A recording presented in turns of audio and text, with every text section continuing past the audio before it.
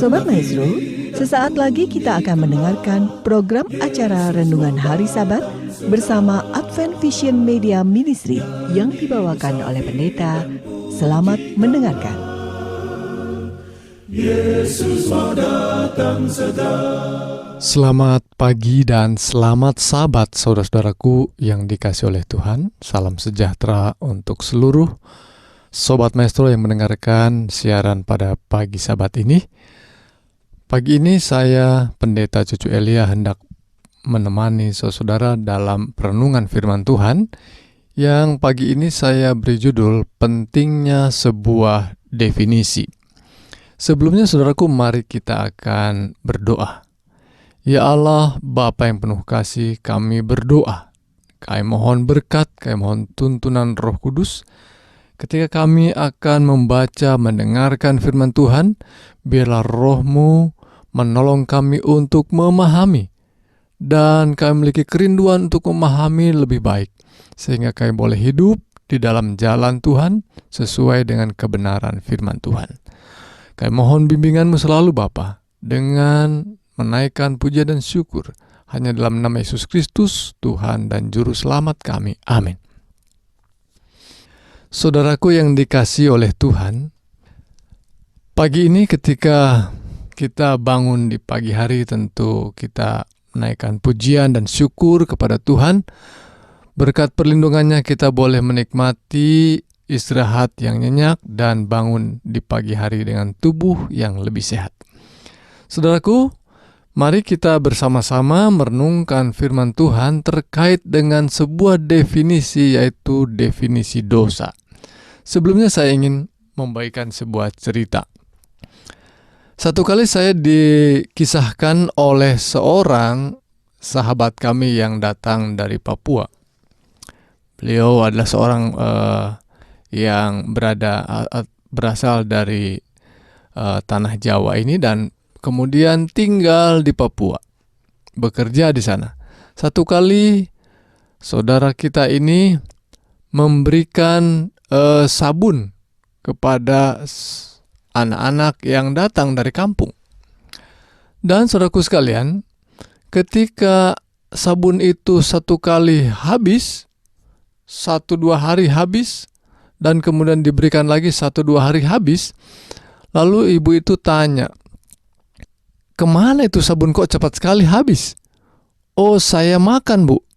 Dengan kaget ibu itu bertanya kembali, "Kenapa kau makan?"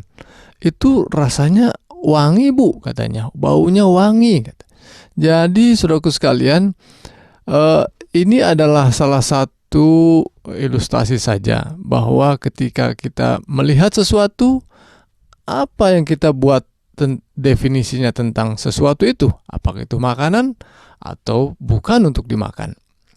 Saya mungkin boleh cerita yang lain supaya kita boleh memahami apa pentingnya sebuah definisi. Satu kali satu ibu membuat nama-nama untuk bumbu-bumbu dapur, dan kemudian suaminya satu kali dia datang mencari gula karena dia mau buat minuman. Ya. Ketika dia mau cari-cari gula dan dia masukkan gula itu, sementara dia lihat di toples-toples itu ada namanya, ada garam, ada gula, ada coklat, kopi, dan lain sebagainya. Dia masukkan. Ternyata yang dimasukkan adalah garam, saudaraku. Karena di tulisannya di toples itu adalah tertulis gula, ya. Lalu dia marah sama istrinya oleh karena tulisannya tidak sesuai, ya. Tidak sesuai, harusnya tulisannya gula, ya gula isinya. Lalu ibu itu rupanya berseloroh juga. Ya, supaya nanti kalau ada semut datang, semut itu akan terkecoh, dipikirnya garam padahal gula. Ya, yang gula padahal garam. Jadi saudaraku sekalian, ini mungkin cerita-cerita lucu yang mungkin tidak terkait dengan kebenaran ini. Tetapi saudaraku sekalian, saya ingin menekankan pentingnya sebuah definisi. Kalau kita salah membuat definisi, maka kita akan salah juga dalam penerapannya. Apa yang saya ingin bagikan adalah kehidupan rohani kita terkait dengan dosa. Ya, dan Tuhan kita rindu datang ke dunia ini sejak kedatangan yang pertama, dan bahkan sejak perjalanan umat manusia di dunia ini. Tuhan ingin menyelesaikan masalah dosa, saudaraku sekalian. Nah, persoalannya kita, ada banyak agama dan bahkan denominasi gereja pun seringkali salah dalam menafsirkan atau salah membuat definisi arti daripada dosa. Baik, secara etimologi sering digunakan oleh para pelajar Alkitab dan hamba-hamba Tuhan untuk membuat definisi dosa. Apa itu etimologi? Etimologi adalah sebuah asal-usul kata itu, yaitu kata yang berasal dari bahasa aslinya, yaitu bahasa Yunani. Demikian juga bahasa Ibrani, bahasa asli dari Perjanjian Lama. Bahasa Ibrani mengatakan asal katanya kata, ya, mirip dengan bahasa Indonesia kata, ya. Demikian juga dalam bahasa Yunani adalah hamartia. Dua-duanya merujuk kepada arti yang sama, yaitu meleset dari sasaran yang dituju. Wah, saya kira etimologi ini tidak terlalu tajam, ya. Tetapi etimologi ini sering digunakan oleh hamba-hamba Tuhan, demikian juga para pelajar Alkitab untuk membuat terjemahan daripada atau definisi daripada dosa. Bahwa dosa itu adalah meleset dari sasaran. Sebenarnya arti ini adalah benar, ya. Tidak ada sesuatu yang salah dengan arti ini, definisi ini. Tetapi harus ada tindak lanjutnya, follow up-nya daripada arti dari kata itu. Meleset dari tujuan, dan tujuannya itu apa? Ya, meleset dari sasaran. Baik, saudaraku sekalian, kalau kita melihat atau merujuk kepada Alkitab, tentu ada terjemahan yang jelas. Ya, tidak perlu harus mencari etimologinya, walaupun itu juga baik, ya. Tapi kita lihat, mungkin dunia memiliki definisi-definisi yang berbeda, ya. Misalnya ada sebagian orang membuat dengan seninya itu gambar manusia, yang mungkin gambar manusianya itu ya dengan pakaian yang compang-camping atau pakaian dengan kurang bahan kira-kira, ya, sehingga terlihat lekuk-lekuknya, dan itu katanya sebuah seni kontemporer barangkali. Namun saudaraku sekalian, kita memandangnya, Alkitab memandang sebagai dosa, ya. Demikian mungkin para penegak hukum menyebutnya itu sebagai kejahatan, namanya kriminologi, ya, kriminal. Ya. Tetapi kita, Alkitab mengatakan dosa, jelas sekali, ya. Atau para pengikut sains mengatakan bahwa dosa bahkan bisa diselesaikan dengan hanya membuang bahagian daripada tubuh kita, atau sebagian daripada DNA kita. Jadi saudaraku sekalian, banyak definisi-definisi yang dibuat oleh dunia, tetapi sekali lagi dosa menurut Alkitab itu apa, ya? Maka kita harus mengerti dengan tepat apa yang kata Alkitab. Nah, ayat ini yang saya ingin bagikan adalah ayat yang begitu gamblang, begitu jelas apa itu dosa. 1 Yohanes pasal 3 ayat yang keempat. Setiap orang yang berbuat dosa melanggar juga hukum Allah. Sekali lagi, setiap orang yang berbuat dosa melanggar juga hukum Allah. Sebab dosa ialah pelanggaran hukum Allah. Nah, saudaraku, jelas sekali bahwa dosa ialah pelanggaran hukum Allah. Jadi, setiap orang yang berdosa terkait dengan hukum Allah. Sasaran yang dikatakan tadi, bahwa hamartia atau kata dalam bahasa Ibrani dan Yunani itu, bahwa dosa itu artinya meleset dari sasaran. Nah, sasarannya itu apa? Sasarannya adalah hukum Allah, ya.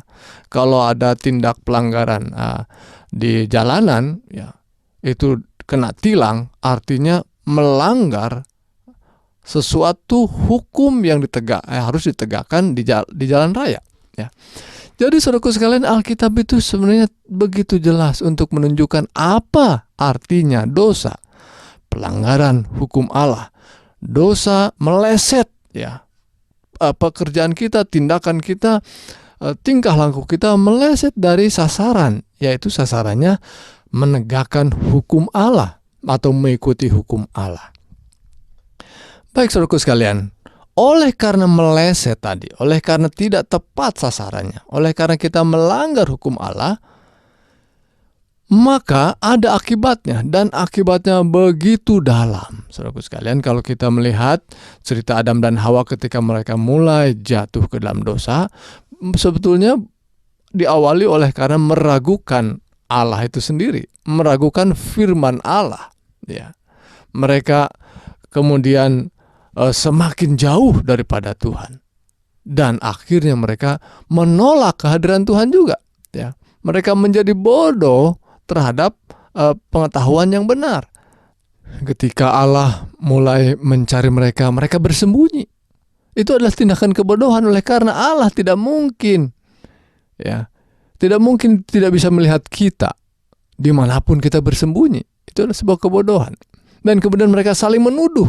Dan bukan hanya itu, saudaraku, yang paling penting akibatnya adalah kematian. Akibatnya adalah jauh dari Tuhan, jauh dari kehidupan, jauh dari hidup itu sendiri. Maka kematian sudah berada di ambang pintu. Tapi bukan hanya kematian yang dimaksudkan oleh akibat dosa itu, tetapi kematian di api neraka, yaitu yang disebut dengan kematian yang kedua. Ya.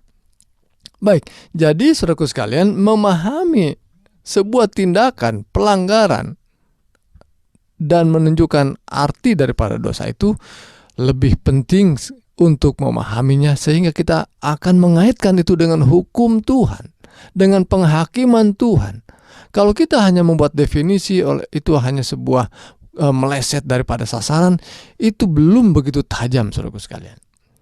Nah, mari kita melangkah pada ayat lainnya tentang apa artinya dosa. Yesaya pasal 59 ayat 2. Tetapi yang merupakan pemisah antara kamu dan Allahmu ialah segala kejahatanmu, dan yang membuat dia menyembunyikan diri terhadap kamu sehingga ia tidak mendengar ialah segala dosamu.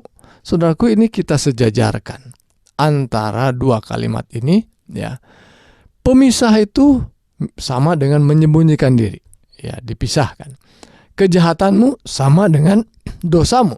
Jadi saudaraku sekalian, dosa adalah kejahatan, dan kejahatan itu adalah dosa, ya. Gamblang sekali Alkitab itu menjelaskan tentang dosa. Lalu apa kaitannya, ya, memberi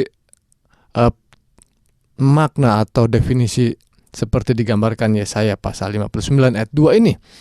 Maka kalau kita jauh dari Allah, dipisahkan dari Allah, dipisahkan dari kehidupan itu sendiri, maka memang dosa akan membuat kematian karena kita jauh dari kehidupan.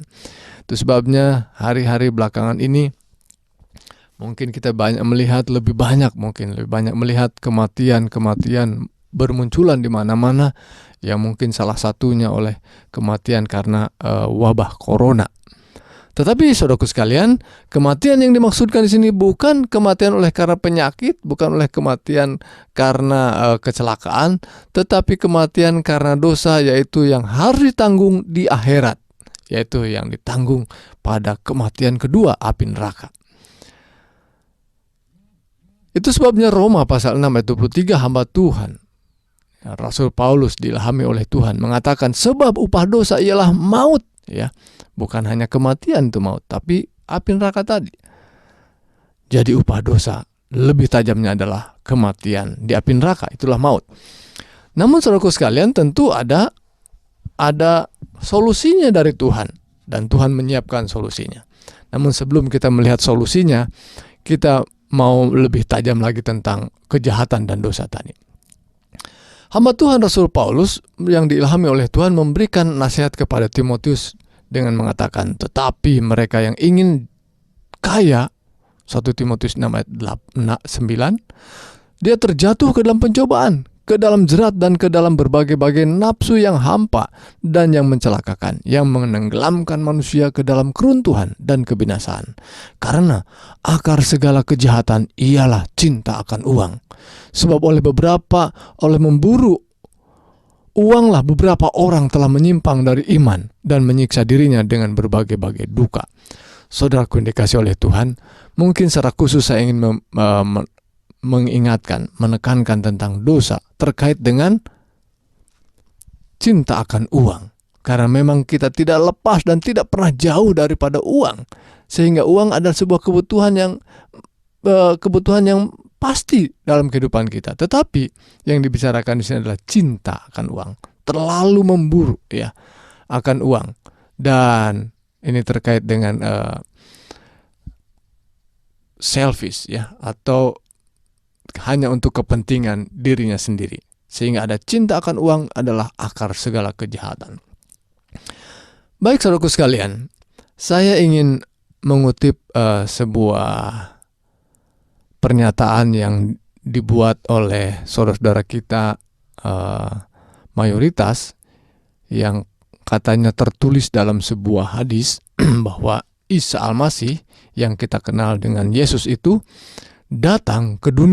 akan datang ke dunia di akhir zaman. Dan di akhir zaman itu Isa Al-Masih akan datang turun dari sorga untuk membunuh Dajjal dan babi. Wah, saya tertarik dengan cerita ini atau kutipan ini karena bagi saya Alkitab menceritakan tentang Yesus memang ada pernah terkait dengan cerita menyembuhkan orang dari kerasukan dan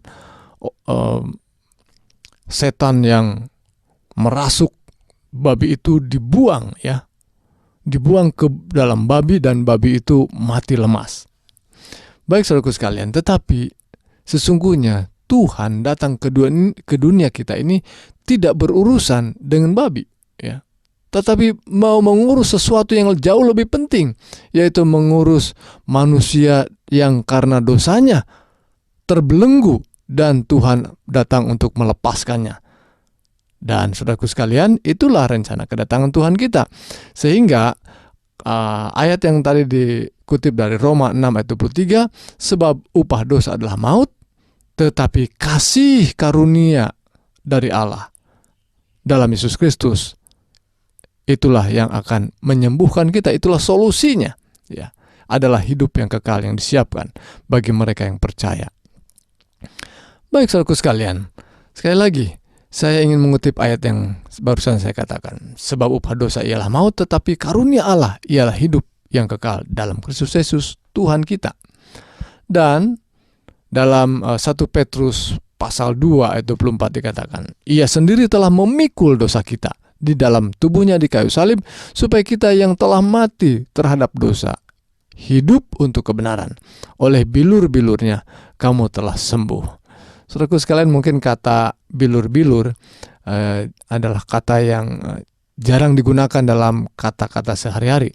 Tapi mungkin untuk mudahnya, mungkin sering kita mendengar kata babak belur. Nah, mungkin mirip dengan itu ya. Memang inilah akar katanya. Oleh babak belurnya ya. Kenapa babak belur? Karena memang babak belur dipukuli, dipecut ya, dicambuk dengan cambuk besi, sehingga memang babak belur. Tetapi oleh babak belurnya itu, oleh bilur-bilurnya, kita disembuhkan. Apa yang disembuhkan?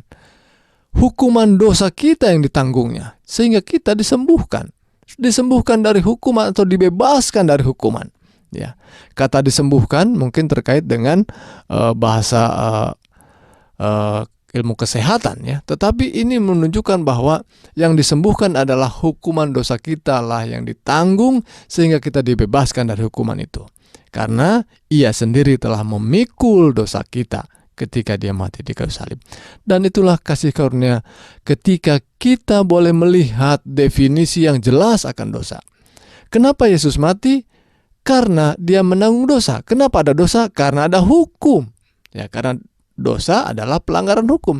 Jadi ketika Yesus mati bukan membuang hukum atau meniadakan hukum, tetapi meniadakan hukuman kita. Hukum Allah justru ditegakkan, tetapi hukuman dosa kita ditanggungnya. Itulah yang dihilangkan, bukan hukum Allah yang dihilangkan. Tentu supaya kita boleh memahami, ya, jangan sampai definisi ini keliru sehingga kita akhirnya membuang hukum Allah. Hukuman kita yang ditanggung, hukumanlah yang dibuang, ya, sehingga kita tidak menanggung hukum karena sudah tidak menanggung hukuman lagi karena Yesus Kristus yang telah menanggungnya. Baik, dalam 2 Korintus pasal 5 ayat 19 ini solusi juga, ya, ayat-ayat solusinya. Saya tidak membahas hanya apa itu definisi dosa, tetapi firman Tuhan menjelaskan solusinya. 2 Korintus pasal 5 ayat 19, sebab Allah mendamaikan dunia dengan dirinya oleh Kristus dengan tidak memperhitungkan pelanggaran mereka. Ia telah mempercayakan berita pendamaian itu kepada kami. Yesus Kristus, ya, telah mendamaikan kita dengan Allah dengan tidak memperhitungkan pelanggaran. Sekali lagi kata pelanggaran dikutip untuk menunjukkan bahwa dosa adalah kaitannya dengan hukum Allah. Ya, pelanggaran itu tidak diperhitungkan oleh jasanya Yesus Kristus yang mati di Bukit Golgota itu. Itulah cara untuk mendamaikan kita dengan Allah. Baik, saudaraku sekalian, Roma 5 ayat 17. Sebab jika oleh dosa satu orang maut telah berkuasa oleh satu orang itu, saudaraku sekalian.